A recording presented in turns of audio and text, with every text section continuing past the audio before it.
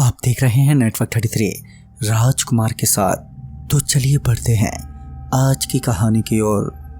19 तारीख की रात 10 बजे जब मैं ट्रेन से उतरा तो पहले मैं वहीं पास के बेंच पर जाकर लेट गया, क्योंकि मैं पिछले 5 से 6 घंटों से खड़े खड़े ही सफ़र कर रहा था, जिस वजह से मेरी कमर और पाँव में दर्द होने लगा था।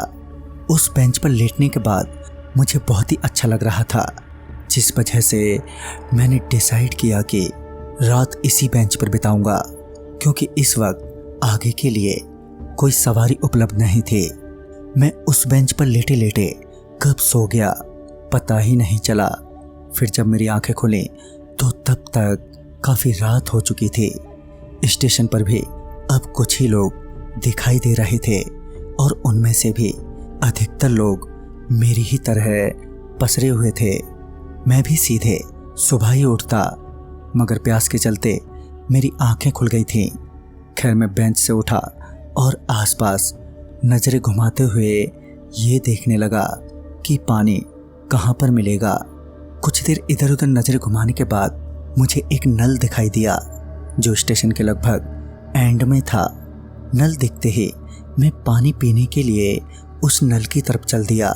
फिर जैसे ही मैं उस नल के पास पहुंचा कि वहां की ट्यूबलाइट ब्लिंक करने लगी। मैं मन ही मन बोला, अरे कौन सा भूत घूम रहा है भाई यहाँ पर। मैं इतना अपने मन में बड़बड़ाया ही था कि वो ट्यूबलाइट बंद ही हो गई। अब वहां पर काफ़ी अंधेरा हो गया, जिस वजह से मैं थोड़ा डर भी गया था। मैंने जल्दी से पानी पिया और वापस अपने बेंच की तरफ चल दिया। मैं जब वापस पहुंचा तो पाया कि एक आदमी मेरे बेंच पर लेटा हुआ है। उस आदमी को उस बेंच पर लेटा देख मुझे उस पर बहुत गुस्सा तो आ रहा था, मगर मैं कुछ कर भी नहीं सकता था सिवाय दूसरी जगह तलाशने के। तभी मेरी नज़र एक दूसरे बेंच पर गई, जो अभी भी खाली ही थी।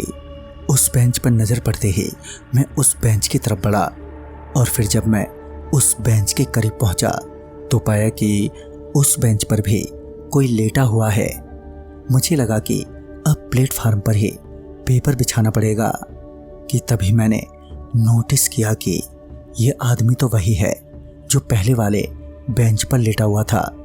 खैर मुझे लगा कि वो कोई लोकल बदमाश होगा और इससे दूर रहने में ही मेरी भलाई है।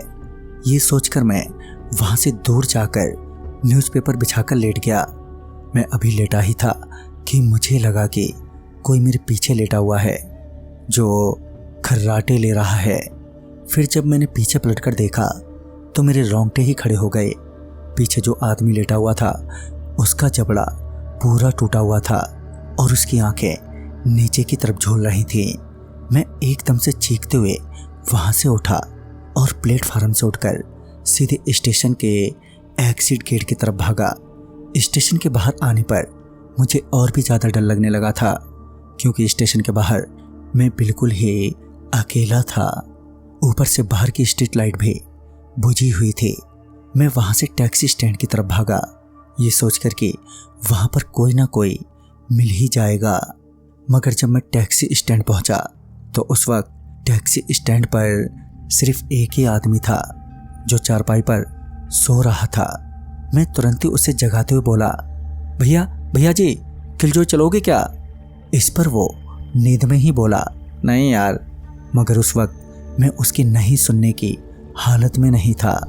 मैंने तुरंत ही कहा, भैया 2000 रुपये दूंगा। 2000 का नाम सुनते ही उस टैक्सी वाले की नींद एकदम से खुल गई और वो तुरंत ही चारपाई से उठते हुए बोला, ठीक है चलो बैठो तुम दोनों। जब उस टैक्सी वाले ने तुम दोनों कहा तो मैं चौंकते हुए बोला, अरे मैं अकेला ही हूँ। इस पर वो आदमी मेरे पीछे इशारा करते हुए बोला, फिर वो कौन है।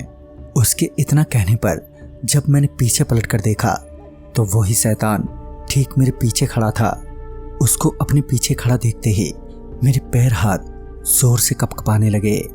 मेरे कपकपाते हाथ पैरों को देखते हुए उस टैक्सी ड्राइवर ने कहा, अरे भाई साहब तुम ठीक तो हो, और ये क्या हो रहा है तुम्हें। उसने इतना कहा ही था कि वो एकदम से जोर से चीखा और उसके चीखते ही जब मैंने पीछे पलटकर उस टैक्सी ड्राइवर की तरफ देखा तो पाया कि उसका चेहरा भी अब ठीक उसी आदमी की तरह हो गया है। मैं बिना देरी किए टैक्सी स्टैंड से भागा और भागते भागते जब मैंने पीछे पलटकर देखा तो कोई भी नजर नहीं आया, मगर जैसे ही मैं रुका कि वही शैतान ठीक मेरे पीछे खड़ा दिखा। मतलब मैं जब भी रुकता तो वो मेरे पीछे ही खड़ा नजर आता। तभी भागते हुए मैं किसी गाड़ी से टकराया और टकराते ही मैं वहीं बेहोश हो गया।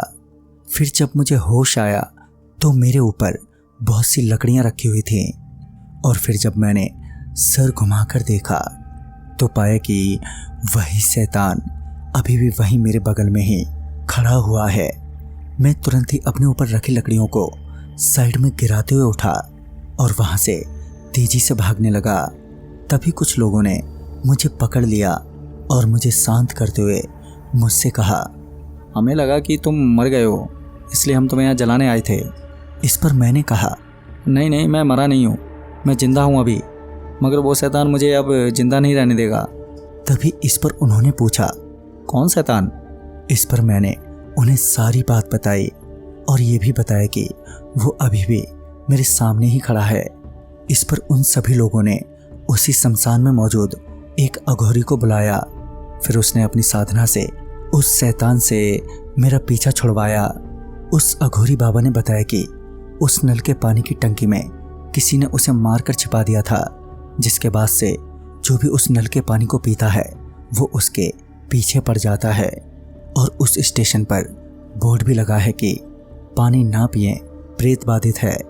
तो दोस्तों, इस कहानी में बस इतना ही। तब तक के लिए बाय एंड टेक केयर।